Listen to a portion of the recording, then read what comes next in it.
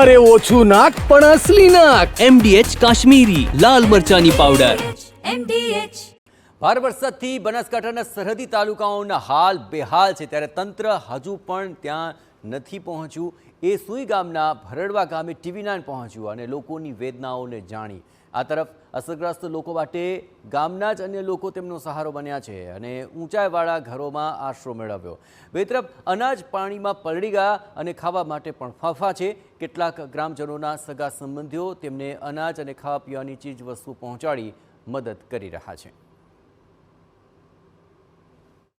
ભરડવા ગામમાં જે લોકો અહીંયા પરિવારો અહીંયા રહી રહ્યા છે, ત્યારે છેલ્લા 4 દિવસથી વિકટ પરિસ્થિતિ એટલા માટે કારણ કે પાણી જે છે એ પાણી અહીંયા કમર સુધીનું હતું. આ સમગ્ર જે આખું આપ ફ્લોરિંગ આપ જોઈ રહ્યા છો એ તમામ અહીંયા પાણીમાં ડૂબ હતું. આસપાસના જે લોકો છે જેમના ઘરોમાં પાણી હતા અને ઘરોમાં પણ કમર સુધીના પાણી હતા, ત્યારે એ પરિવારો પણ આ જ ઘરના ટેરેસ ઉપર આવીને એમણે 4 દિવસ કાઢ્યા છે. ભરડવા ગામમાં હજુ જઈ શકાય એવી પરિસ્થિતિ નથી. અત્યારે જે ગામ છે એ ગામની અંદર જવાય એવું છે ખરું? ના, બિલકુલ નહીં. હજુ ગામમાં તો પાંચ દિવસ નહીં જવાય. 15 દિવસ 15 થી 20 દિવસ ગામમાં રસ્તો ખોલશે નહીં. તો જેટલા લોકો હતા અંદર જે પાણીમાં ડૂબ થઈ ગયા હતા એમને બહાર કેવી રીતે કાઢ્યા? બધાએ બહાર બધા ભેગા થઈને આવીને બધા ખીચીને ગળે રસા બોધીને અને પીવાના પાણીની બધીની તકલીફ તો વધારે હતી. એના પછી જે બહારના આવે એ લોકો પાણીની બિસ્લેરીની બોટલો આપે અને ખાવા પીવાની સેફટી આપે. એના આ અને આ અહીંયા તમે દ્રશ્યો પર નજર નાખશો તો અહીંયા જે પણ બચે છે એ બચાવીને ક્યાં રહો છો તમે? ક્યાંથી આવે? વચમાં રહીએ પાણીમાં. 4 દિવસથી પાણી સાહેબ આ ભરાઈ ગયું છે અને 4 દિવસથી અમે બેઠા હતા. હવે આજ નીકળ્યા છે. 4 દિવસથી તો સામાન બધું ગયો? સામાન તો બધો બગડી ગયો સાહેબ. અહીંયા તમે ક્યાં રહો છો અને અહીંયા તમે કેટલા દિવસથી આ પરિવાર સાથે ક્યાં ધાબા પર રોકાયા હતા? 4 દાડા હોય 4 દાડાથી હોય રોકો હરો ને હોય પાડોમાં રહો ને પાણી પીડ્યું કેડી ભાઈ ચો તો હોય સહારો હતો એટલે હોય મળ્યા હોય અનાજ બધું બોરિયો ગવોને બારી બધું તણાઈ ગયું કશું નથી ભાઈ. પહેરી લુકડે નીકળી જતો આ હોય આવીને પાડોમાં પીડ્યા. નાનો છોકરો હતો ને એને મિલ્યો બારી દઈ ચો હતો. નહીં તો તમે ધાબા પર બધા ઢાબામાં હતા બધા એટલા હતા ને એટલે બધા ઢાબામાં સારી રાચી બેઠા હતા 4 દાડાથી. તો મચ્છર પણ હશે, ખાવા પીવાની વ્યવસ્થા નહીં હોય, પાણી નહીં હોય, પાણીની વ્યવસ્થા નહીં, ખાવાની વ્યવસ્થા નહીં, બાળક હેરાન થાય, અમે હેરાન થો.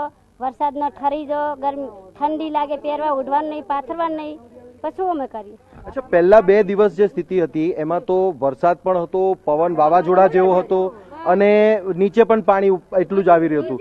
શું મનમાં વિચારો શું આવતા હતા? તમે તો અહીંયા રહેતા નથી. મરવાના કે હવે જતા રહેશે કરે છે ને હોય.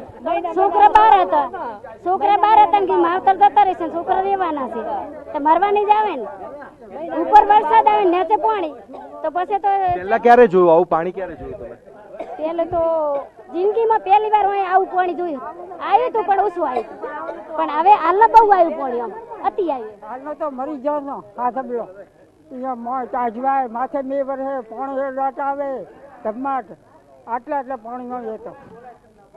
આ કાલનું વાત હું કોણ છે એટલે આટલા તો મારે રહું રીઝવા ઘરમાં દાવાનું હજી નથી જોયું. તો આ ગામના લોકો જ એકબીજા માટે મદદે સામે આવ્યા છે અને આ જે ધાબુ છે એ ધાબુ અને આ જે ઘર છે એ ઘર એમના માટે એક આશરો બન્યું હતું. કોઈ શેલ્ટર હોમ નહીં અને કોઈ પ્રકારનું એલર્ટ નહીં. સ્થાનિકો જે છે એ ગામના લોકોની મદદના કારણે જ આજે ખાવા પીવા માટે સક્ષમ છે અને બીજા ગામના લોકોની મદદથી પાણી પીવા માટે પણ સક્ષમ છે. નહીં તો અત્યાર સુધી કોઈ મદદ સ્થાનિકોનું કહેવું છે કે કોઈ મદદ તંત્ર તરફથી પહોંચી નથી. કેમેરામેન અરવિંદ સોલંકી સાથે સચિન પાટીલ, TV9 ભરડવા, સુઈગામ. MDH ચણા મસાલા. હવે છોલા હોય કે ચોળા, સફેદ ચણા હોય કે કાળા ચણા, બધું મજેદાર બનશે. MDH